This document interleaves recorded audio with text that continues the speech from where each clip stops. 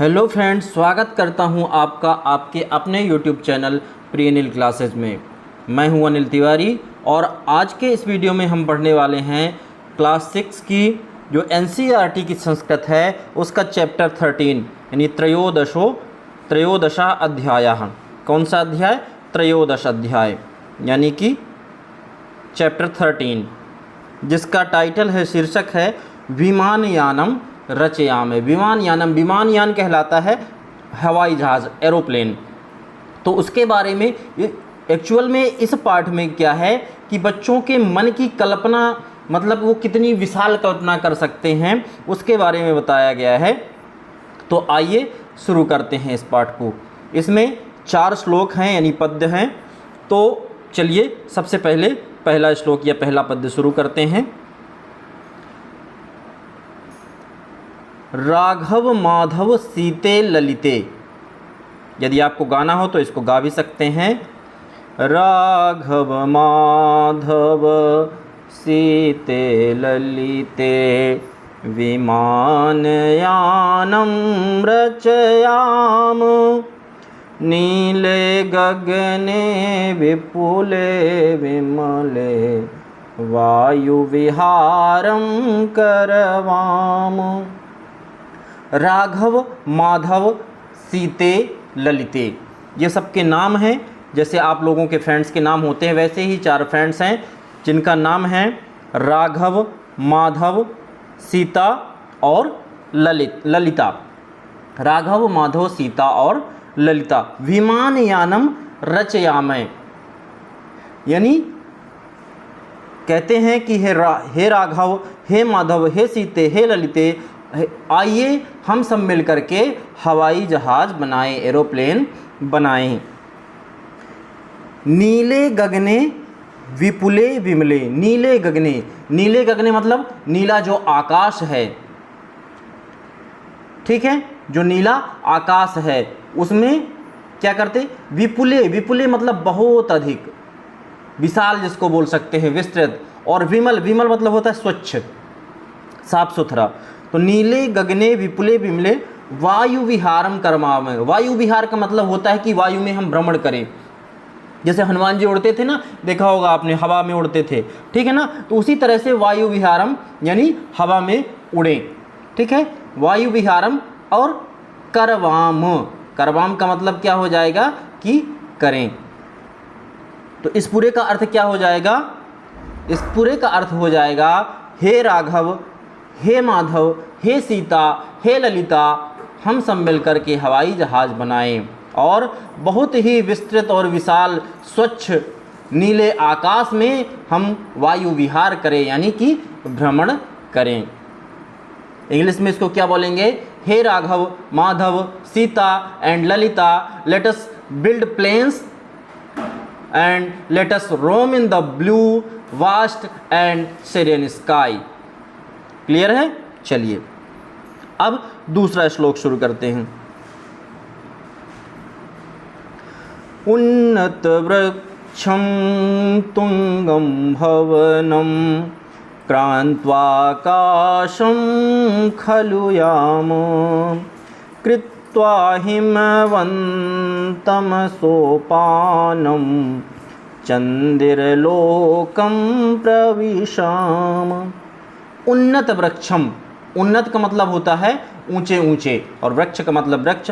उन्नत वृक्षम तुंगम भवनम, तुंगम का मतलब भी क्या हो जाएगा? जो बहुत ही ऊंचे, और भवनम मतलब भवन, ठीक है, जो ऊंचे ऊंचे वृक्ष हैं, ऊंचे ऊंचे भवन हैं यानी महल हैं। क्रांत्वाकाशम खलुयामे, क्रांत्वा का मतलब होता है कि पार करके, क्रॉस करके, और खलु का मतलब होता है निश्चय ही, और याम का मतलब हो जाएगा कि जाएं। क्रांत्वा हिमवंतम सोपानम। क्रांत्वा का मतलब हो जाएगा पार करके, ठीक है। हिमवंतम का मतलब क्या हो जाएगा? हिम मीन्स होते हैं बर्फ, ठीक है। तो हिमवंतम मतलब बर्फ की या बर्फ को। और सोपान कहलाती है सीढ़ी। सीढ़ी जानते हैं, सभी लोग जानते होंगे, ठीक है। तो सोपान हो गया सीढ़ी। चंद्रलोकम, चंद्रलोक मतलब चंद्रलोक, जहाँ चंद्रमा हम रहता है उसको चंद्रलोक बोलते हैं, ठीक है ना। और प्रविशामम का मतलब होता है प्रवेश करें।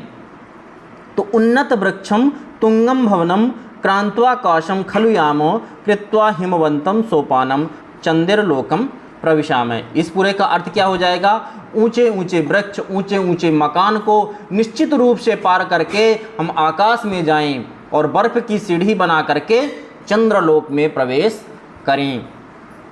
इंग्लिश में इसको कैसे बोलेंगे? Make sure to cross the tall tree, the tall houses and walk in the sky, stair up the Himalayas and enter चंद्रलोक।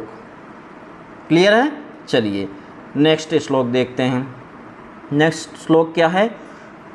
शुक्रश्चंद्रः सूर्यो गुरुरिति ग्रहान् हि शर्वान् गणयामो विविधा सुंदर ताराश्चित्वा मौक्तिकहारं रचयाम।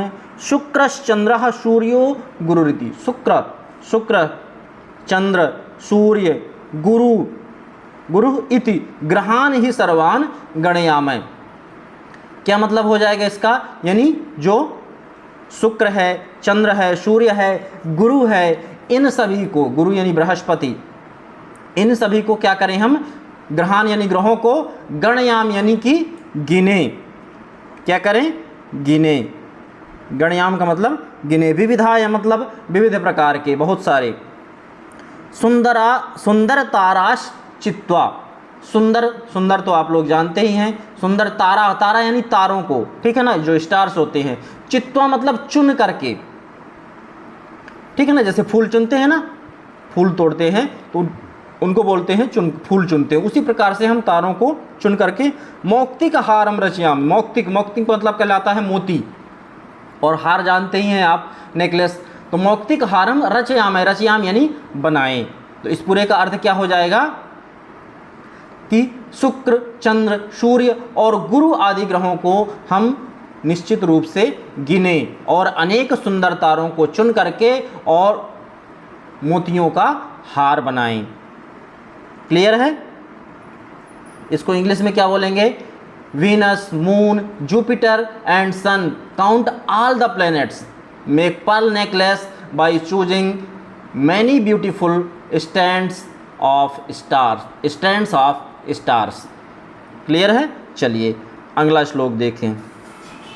अम्बुदमालाम् अम्बरभूषाम् आदायैव हि प्रतियामो दुःखितपीडित कृषिकजनानां गृहेषु हर्षं जनयामो। अम्बुदमालाम, अम्बुद कहलाता है बादल और माला यानी पंक्ति। अम्बुदमालाम यानी बादलों की पंक्तियाँ। अंबर भूषाम, अंबर कहलाता है आकाश और भूषाम यानी उसकी जो शोभा है। आदायैव, आदाय मतलब होता है कि लेकर के, और ही का मतलब होता है निश्चित, और प्रतियाम मतलब वापस लौटे। दुखित का मतलब दुखी। पीड़ित का मतलब क्या हो जाएगा? पीड़ित का मतलब हो जाएगा पीड़ा से युक्त। कृषिक जनानाम, कृषिक जन यानी जो किसान होते हैं। कृषिक जन किनको बोलते हैं? किसानों को, ठीक है। तो कृषिक जनानाम यानी किसानों की, गृहेषु हर्षम जनयाम, उनके घरों में, किसानों के घरों में, गृहेषु मतलब घरों में, हर्षम यानी प्रसन्नता को, और जनयाम मतलब उत्पन्न करें, ठीक है। तो इस पूरे का अर्थ क्या हो जाएगा? हम निश्चित रूप से बादलों की पंक्तियों को यानी मालाओं को और आकाश की शोभा को लेकर ही वापस लौटें, और दुख पीड़ा से युक्त जो किसान हैं उनके घरों में हम खुशियाँ उत्पन्न करें। क्लियर है? इंग्लिश में कैसे बोलेंगे? Let us return only with the garland of clouds and the beauty of the sky. Let us create happiness in the homes of grief stricken peasant people. Clear है? तो इस तरह से ये पाठ आपका समाप्त होता है। आपको वीडियो कैसा लगा कृपया कमेंट बॉक्स में कमेंट करके ज़रूर बताएं, और यदि आपने अभी तक हमारे चैनल को सब्सक्राइब नहीं किया है तो सब्सक्राइब कर लीजिए, बेल आइकन को हिट करिए और अपने दोस्तों को शेयर करना मत भूलिएगा। बहुत बहुत धन्यवाद।